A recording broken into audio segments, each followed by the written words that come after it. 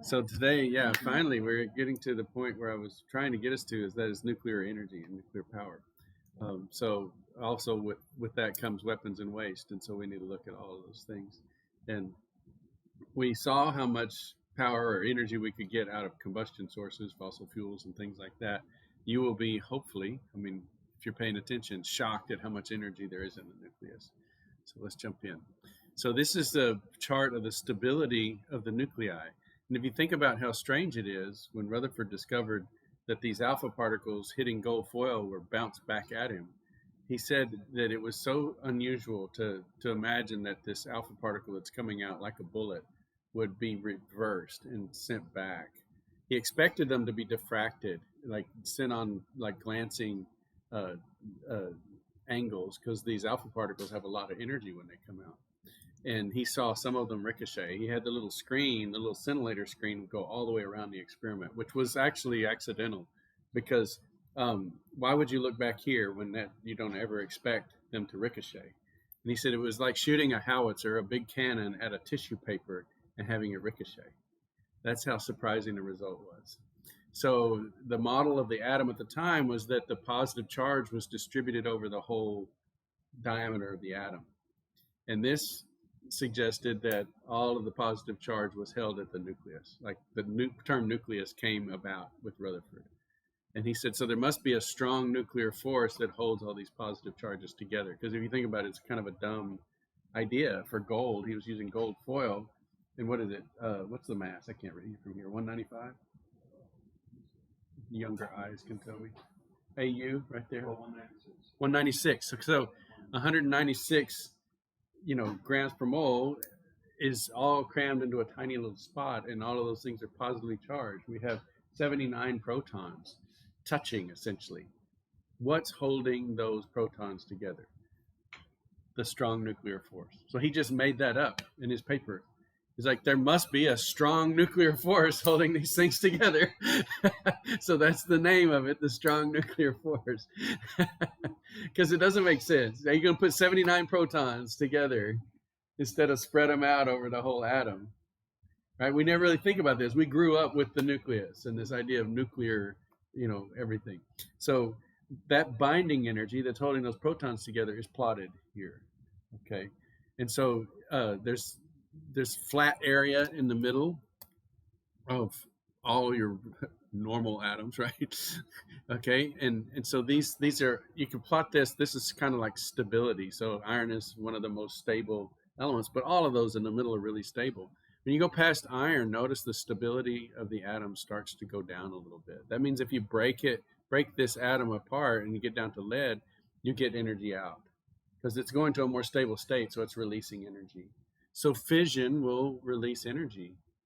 And so going from uranium down to lead, you get energy out of the system. But look what fusion gives it. If you go from hydrogen to helium, look how much more energy you get. Helium is that much more stable than hydrogen. So if you could do fusion, you could get even more, multiples more energy, like almost a factor of 10. So this is where the nuclear energy is coming from. And I always wondered why that was, as I guess maybe a high school or maybe college. Like, why is it when we break atoms we get energy, and when we fuse atoms we get energy? That's right.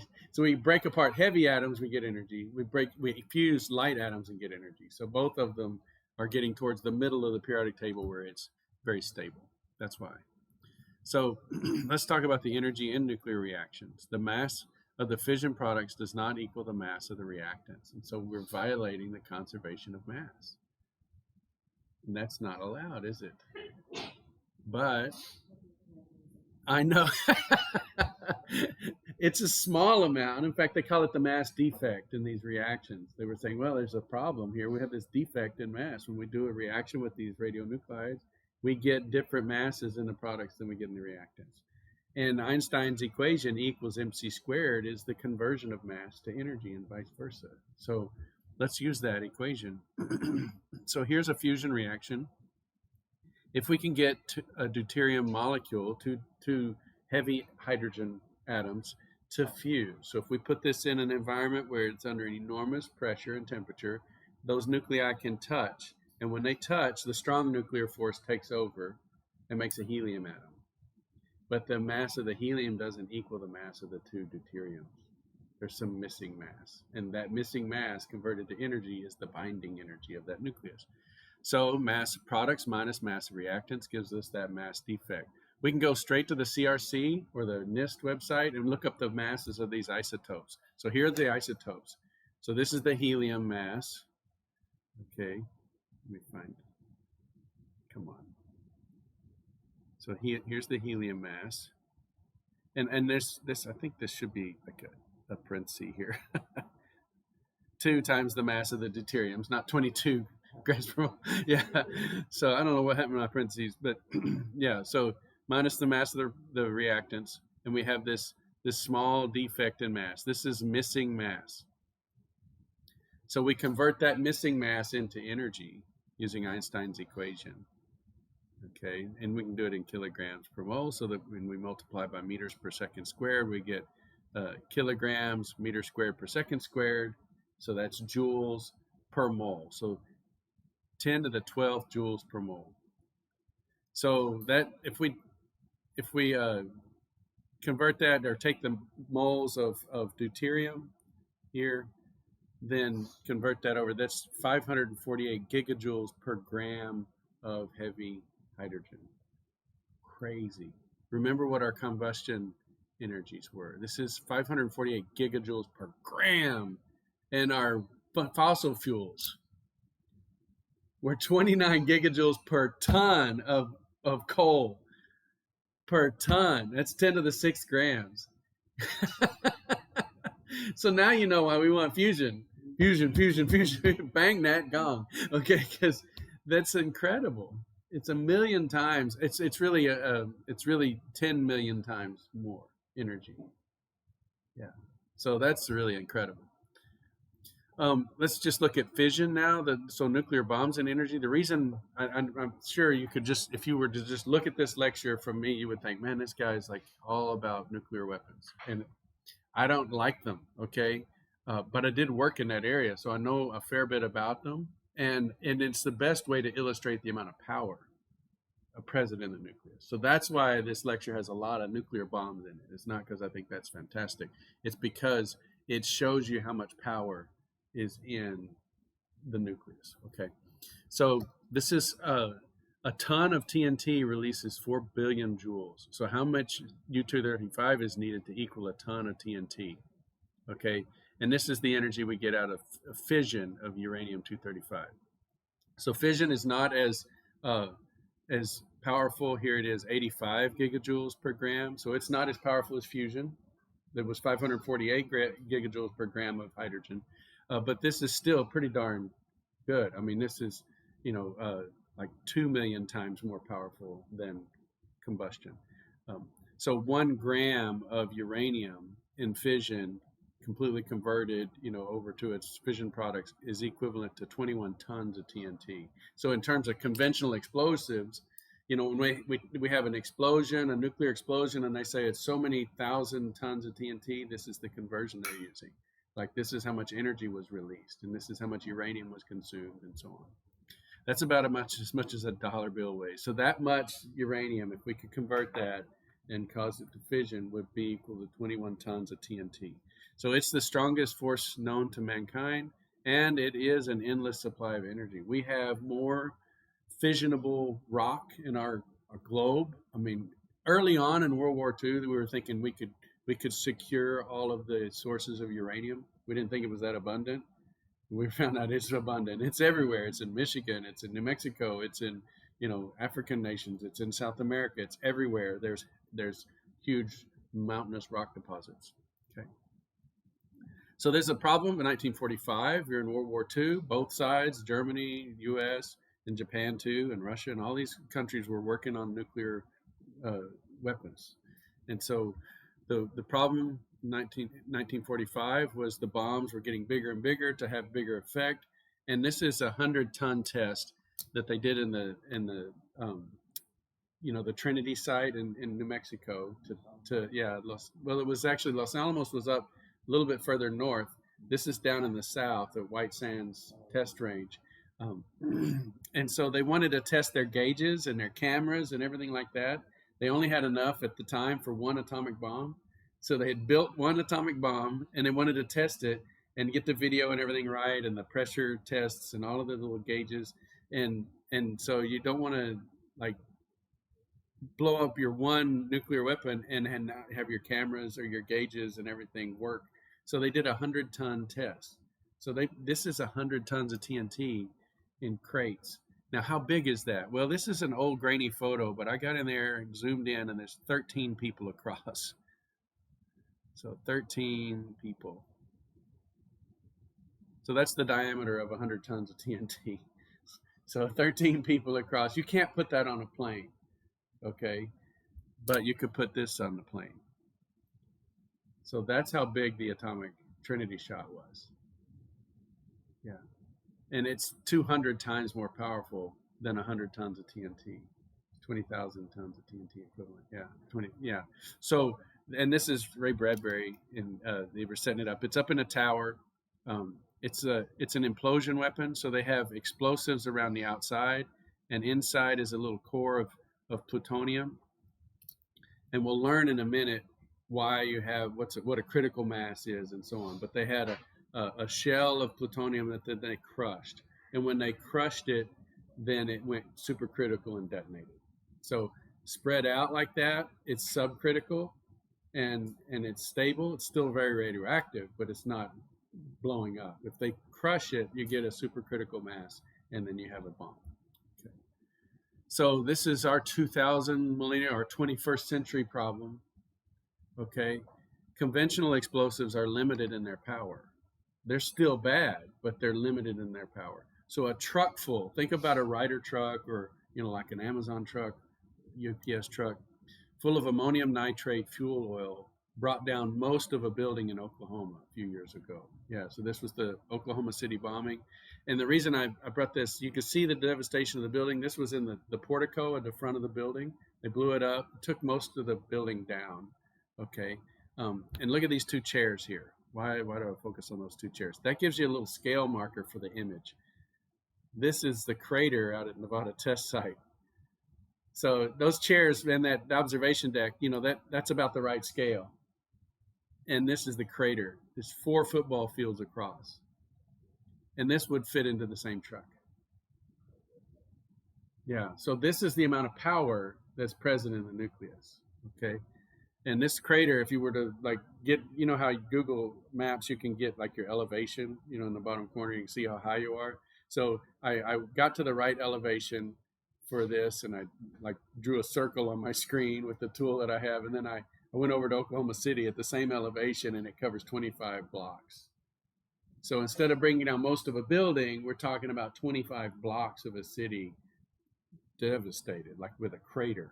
And then the rest radiation and knock down buildings and everything. And that's some serious problem with nuclear terrorism. And so that's a real fear. This was an underwater blast, the Crossroads Baker shot. And, this is just almost beyond comprehension how much energy. So this one blast that was done in just a few milliseconds would power 21,000 homes for a year. So, it's pretty amazing. This is a mock-up of one of our nuclear weapons. This is me a few years ago. Okay, when I had a little more hair. Okay, it's one of our master students that we had in the program. He was a bachelor student, got his chemistry degree at West Texas A&M. He worked at Pantex and was a technician there, and then he came down and finished out his bachelor's degree in chemistry. And so I was working in the area of cleaning, which is I'm still doing with my research. This is where I got started on that. And so they said, why don't you clean the weapon? So he's got a little chem wipe. He's cleaning the outside of the weapon. We don't clean the outside of the weapon. That's not my research. It was cleaning the electronic components and the real sensitive stuff. But it was for that's right. Look busy. This is an unclassified photo. Like I said, this isn't. I'm just not allowed to tell you what kind of system this is and what its power is and so on. But that's obviously a bomb, an airdrop bomb. They had one that there was a test bed that had been dropped out in the desert, and they had pictures of where it had landed. It was just to test the impact. It wasn't supposed to detonate or anything. But because it's a nuclear mock device, they had to post a guard until the scientists came out there and, retrieved it and brought it back for analysis. And so they said, yeah, this poor, private had to stand over this hole in the ground with his little tent and his gun for a couple of days waiting for the people to come get the weapon. Of course, he was relieved, right? But still, he's out in the middle of the desert guarding this hole. Anyway, some funny stories. I could go on, but let's look at what's going on in the device to give us this kind of energy. This fusion, and it's stimulated fusion. That's the difference. So you'll hear about how we can't change the decay rate of nuclei. So that's why we have fixed half-lives. So if you've got a radioactive nucleus, it has a half-life, and nothing changes that half-life unless you start hitting it with neutrons. So if you start hitting it with neutrons, then you can stimulate the reaction. And so stimulated emission is what's going on here. So a neutron hits a uranium-235 nucleus and causes it to become activated. Now, it's kind of shown as billiard balls, but that's not exactly accurate, okay? But it's an easy way to conceptualize it. So, a neutron hits a nucleus, splits it in half. You get two radioactive daughter elements here and two more neutrons, okay? And so these right here are what allow a chain reaction. So that's what makes this nucleus so valuable. And that's why Iran is going through all of its centrifuge processes trying to purify uranium-235, because it's about 7 parts per thousand of natural uranium. So out of every 1,000 of natural uranium nuclei that you have in an ore that you dig up, 7 of those 1,000 are the uranium that can cause a chain reaction, because it gives off more neutrons than it absorbs. Okay, so that's what enriched uranium fuel is. What's left over is depleted uranium. And so you'll hear about, and it's a really dense metal. It's very, it's fairly non-reactive and so on. And so you'll see in military battles and so on, they have depleted uranium rounds, and there's nothing nuclear about that. It's just for the density. So in a battle between metals, density wins. So that's not really nuclear, that's just physical property. So a more dense shell will go through steel armor because it's more dense than steel. So then this chain reaction process comes in. A neutron splits an atom, and then those neutrons split 2 more atoms, and then those split 2 more. You see the doubling. And so you can get on your calculator and see how fast doubling pays off. It was a little joke. It's like, I can give you $1,000 a day. And the little kid said, well, I'd rather have 2 cents today, and then 4 cents tomorrow, and then 8 cents the next day, and just double it every day for a year rather than $1,000 a day. And it's like, he's like $2 million because it's 2 to the 365 power. So that's going to be a lot more than $1,000 a day, right? So this is a neat little video. Let me see if I can make sure it gets captured. Okay. Hold on. Can't see it yet. So let me pull this over and change this to display capture. Ooh, hello.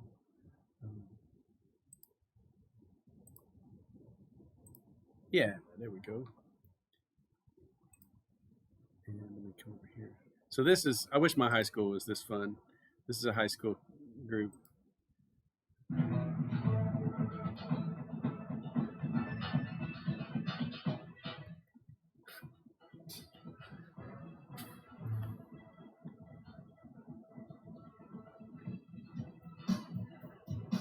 So they have a camera on a stand and they're doing a little stop action video.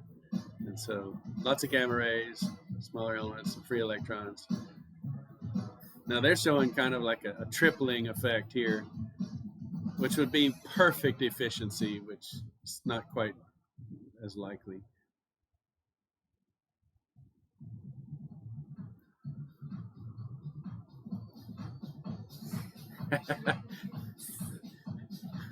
And pingpongballs.net.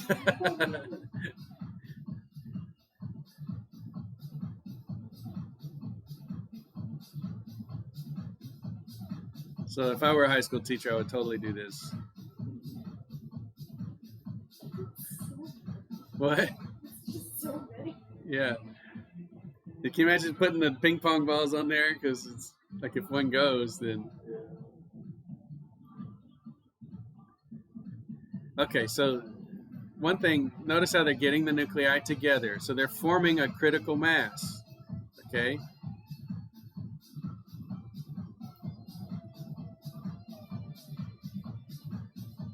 All right, so here's another thing. Look what they're doing with the barriers. Oh, I'm trying to click. Look what they're doing with the barriers over here. Okay, that's called cladding. That's a neutron reflector. So these little balls are the extra neutrons that come out. And you need those balls to hit another nucleus, another mousetrap. You see the concept? If too many neutrons leave, then you have a subcritical mass. Okay, but if you can get those neutrons to go back in and hit other nuclei, then you have a supercritical mass or critical mass.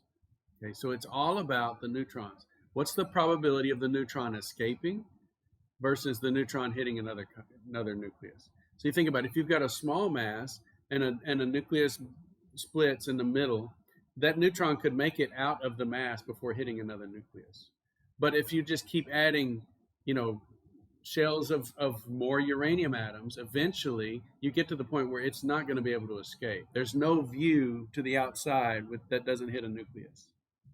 So that's a critical mass, or even supercritical mass, when almost no neutrons escape. Okay, so what they're doing is they're making sure that they have a critical mass by reflecting those neutrons back in to the experiment. Okay, and that's the role of the shielding and the cladding around these devices to make sure that neutrons hit other nuclei. So it is that the main point here is it's all about neutron control. Okay.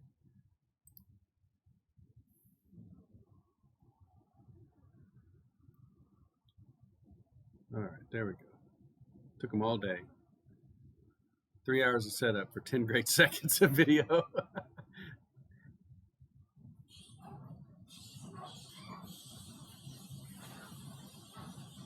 So that's a nuclear reaction going on. Yeah.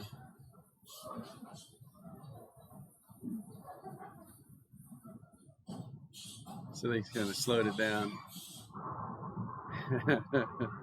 So you see the high energy neutrons, they're going everywhere, right? So that's really cool. Thank you.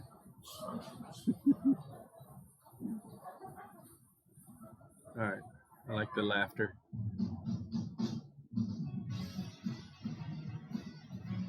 Yeah, so props to Horizon Science community. Okay, let's look at this one here. This one is a little faster because it's got better cladding. Yeah, that's right. So there it is. It's, that's what's happening at a nuclear basis. So here they just have one neutron for each. So this is just one in, one out. But notice how they got it in a box. Nice. See how much faster it was? With better neutron control, watch, it just burns through the material right there. See, it starts rolling through. Yeah. That is a nuclear detonation. That's what a bomb is. So the other one was more like a power plant, where it's smooth, it's slow, it's controllable. This is what they do for. So there's no difference in the mechanism between a bomb and a power plant except the rate of burn. Okay, and the way the power plants are constructed, there's no way for it to go this fast. They purposefully don't have the neutron control to make it go like this. Too many neutrons escape. They want it to be burning but not detonating. Now the fuel can overheat and melt down, but it's not such that it could detonate. So our nuclear power plants cannot detonate. There's no physical way for them to detonate. You could blow them up, but you're not going to get a nuclear detonation out of it. You're just going to get a big messy mess. Okay, so that's the difference. It's all about neutron control. So let me come grab this guy out of here.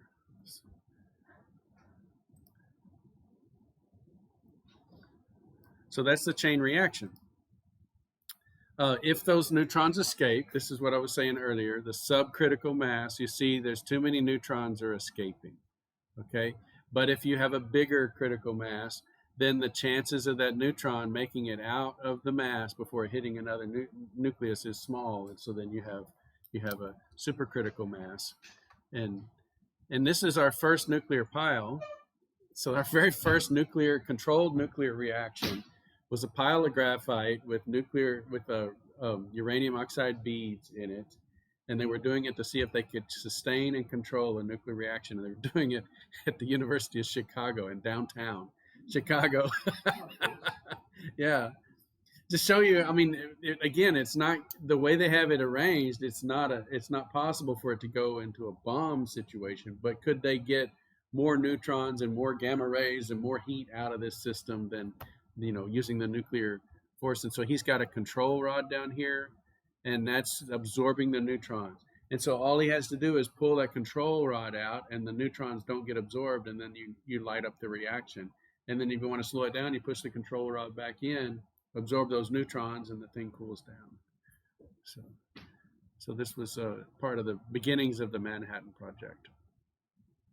The Germans did the same thing, but they didn't know about the boron contamination in their graphite. And so they came to the conclusion that graphite could not moderate a nuclear reactor, whereas we demonstrated that it could. There's some neat drama, speculation of whether Heisenberg purposefully screwed the numbers up. He was kind of a bad experimentalist anyway. He made like A's on his theory and C's on his experimental stuff. He's a brilliant guy, Heisenberg uncertainty principle. All the mathematicians, all the mathematics behind quantum mechanics from a matrix perspective. But he was also part of the German nuclear program. And so when he determined that graphite wasn't a suitable moderator, that they had to go with heavy water, then that delayed the German bomb program dramatically. So boron, if you look at boron, next to carbon, it's got a weird mass. Notice how carbon is 12, nitrogen's 14, oxygen's 15, but what is boron? It's not an even number. Yeah, it's 10.8. So 20% of boron is boron 10, and 80% of boron is boron 11. So boron there's 20% of boron is neutron deficient. So it can absorb a neutron and become boron 11, and everything's fine. So boron is a neutron sucker, sponge for neutrons. And so if you have boron in your graphite, it's absorbing too many neutrons, and the reaction won't go. So we had to purify our carbon for the graphite that we made and get rid of all the boron. How they did that, I don't know. Okay, but we had high purity graphite with low boron, and then we were able to moderate the nuclear reactor with it. Or maybe we just overcame it with more radioactive material and knew that we just had to juice it up a bit. But either way, we got it to work, and the Germans did not get it to work, and that probably changed the outcome of the war. So moving forward, we used graphite in some of our nuclear power plants in Washington, but we always knew it was dangerous. The Russians went straight to production with their graphite reactors, knowing it was dangerous and not seeming to care. So this graphite core reactor is what Chernobyl's design was. And we knew it was a bad design. We knew that if it overheated, that the internal part would flash to steam and the neutron flux would increase through the voids. So that's called a positive void coefficient, and it would be able to run away. And that's what happened if you watch the Chernobyl documentary, what happened. And they pulled the control rods all the way out to get the reactor to go. And there was a problem with their monitoring equipment, and that it went flash to steam, and so the reactor ran away.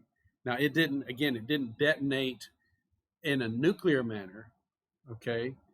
The pressure built up of that steam started to thermalize, and so then you have hydrogen and oxygen in a stoichiometric amount inside the containment building, and then that blew up and blew the lid off.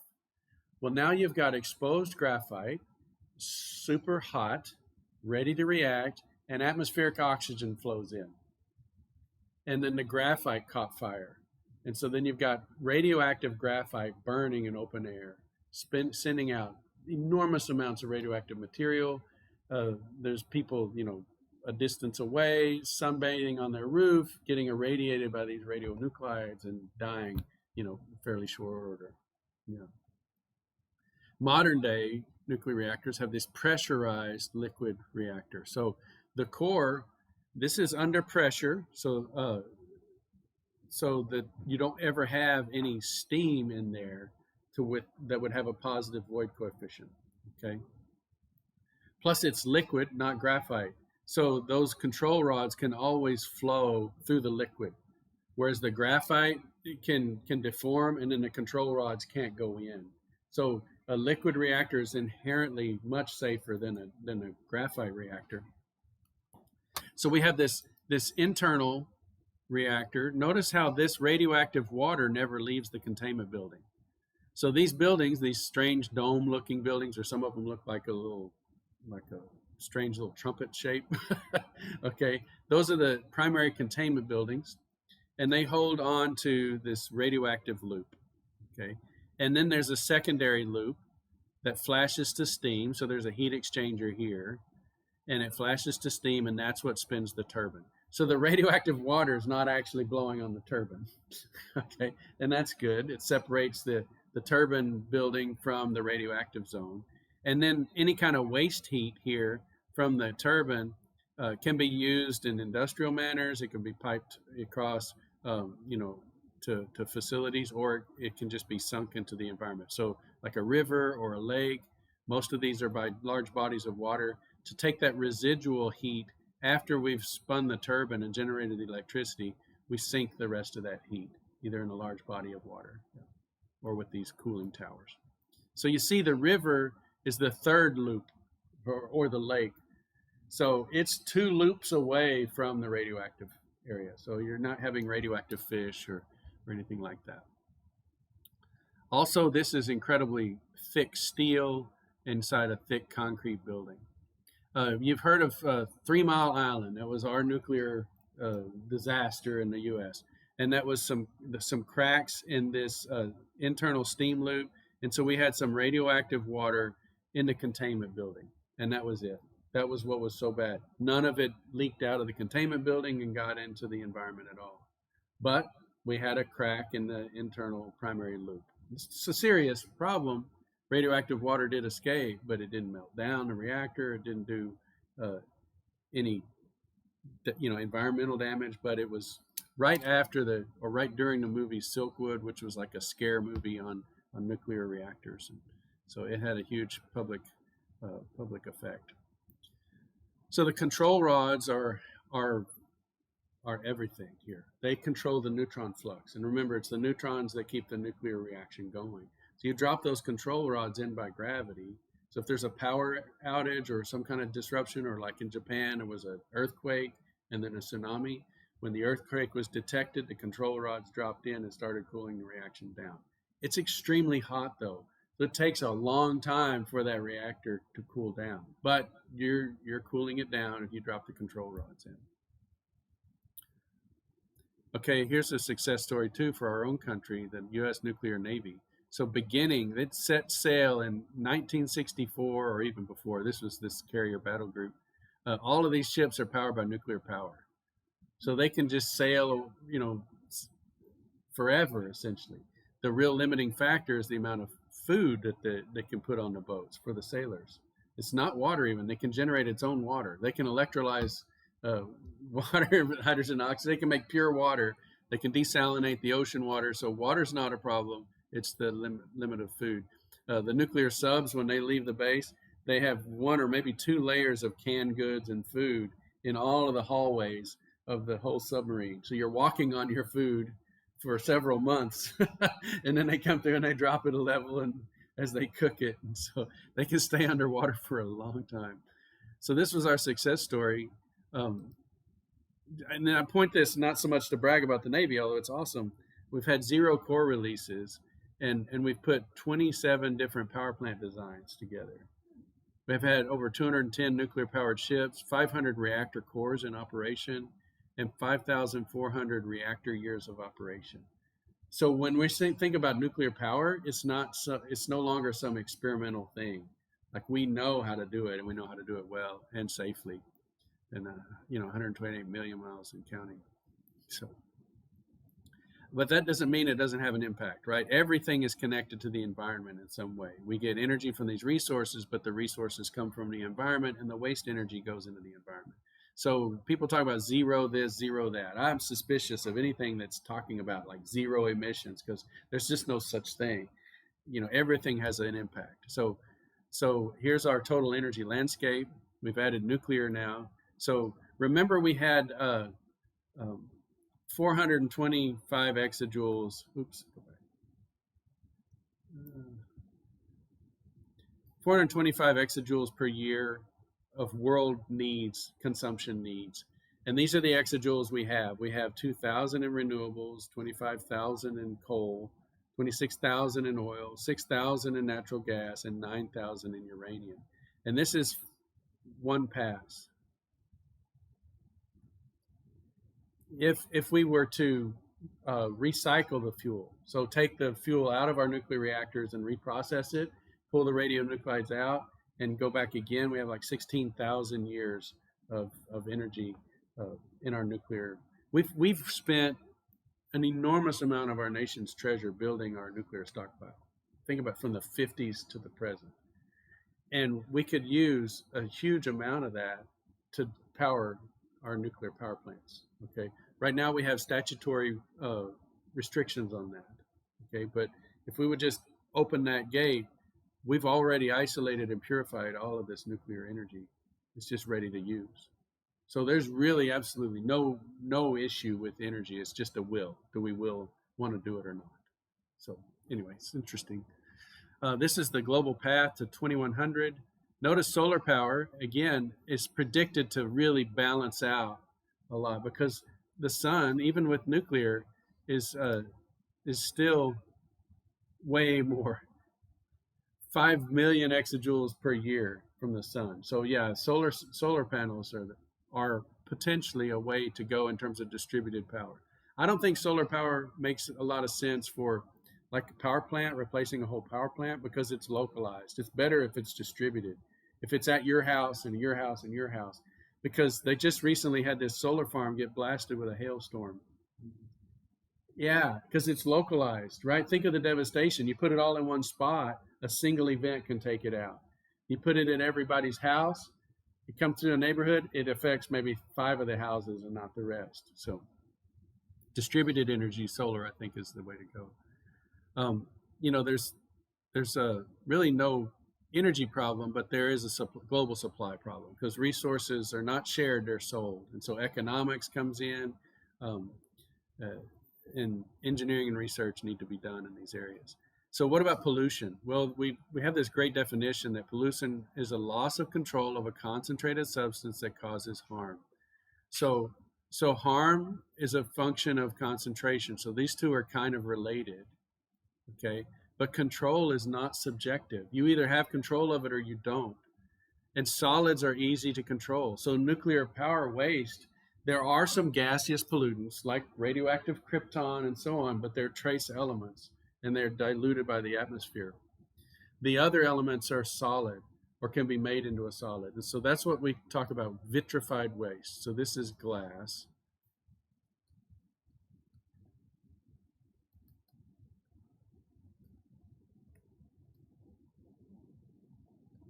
So we can take our waste, mix it with sand, and melt it together.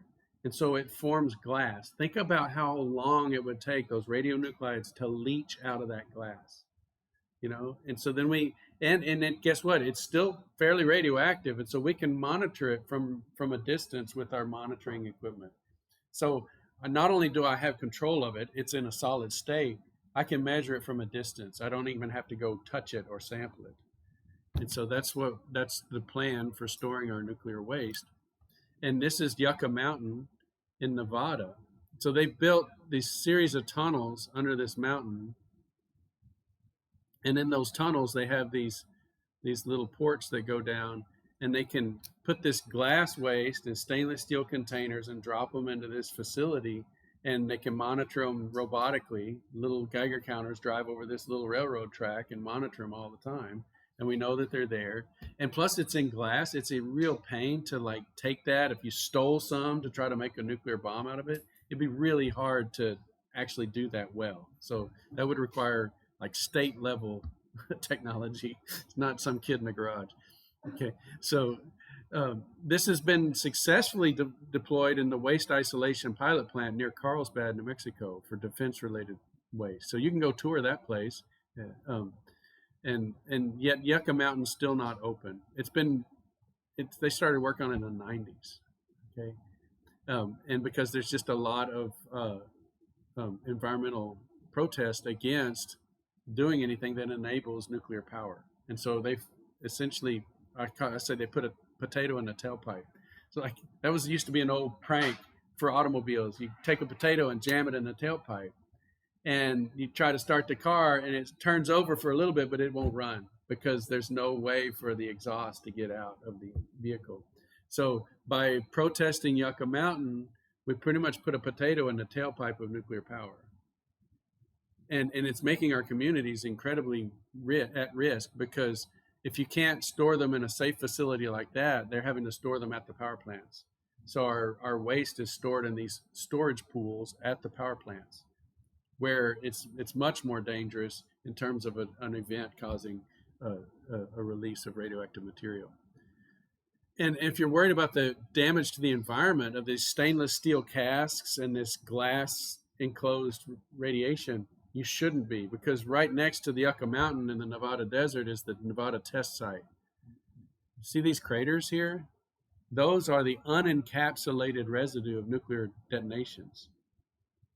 So there's no stainless steel liner, there's no glass. The results of these nuclear detonations are in all of these little craters here down at the bottom, like 1,500 feet below. How many of them? Well, 800 to 900 detonations in that desert that are just sitting there in contact with the environment. So putting glass vitrified waste in Yucca Mountain is not adding to the environmental damage at all. Yeah. So the real danger is uncontrolled proliferation in Iran, North Korea, and so on, and nuclear terrorism. So I've got a picture of one of these craters. See these little subsidence craters? So after they banned the atmospheric tests, they went underground. They still needed to do research on some of these things, and so they would dig a 1,500 to 2,000 foot tunnel or hole in the ground, fairly wide, because they put the device down at the bottom, and then they would have these stainless steel tubes, and then they would have their spectrometers on top. So they're trying to like measure the light that comes out of these nuclear detonations. And early on, they would just blow the spectrometers up too. So these were like precision instruments getting blown to bits. Later on, they found a way to sort of protect the spectrometer and then recover it. But here's a video of the detonation, of an underground detonation. It's pretty cool. Let's see if I can find it. It's a real short one though. So you got this YouTube channel now, the Nevada National Security site, and they've got a lot of videos about the Nevada tests. Okay. Let me back it up.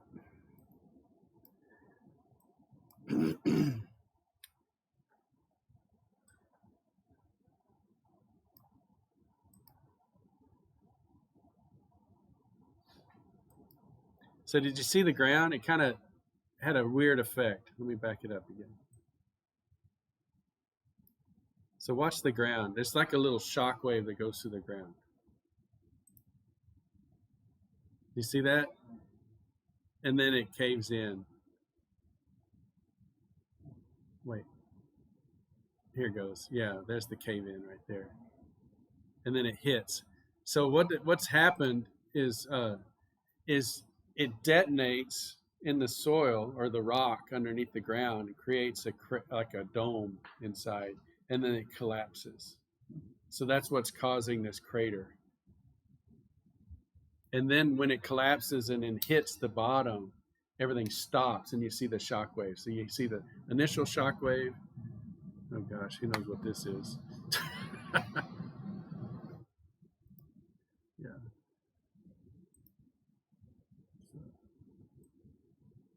So that's what our Nevada test site looks like.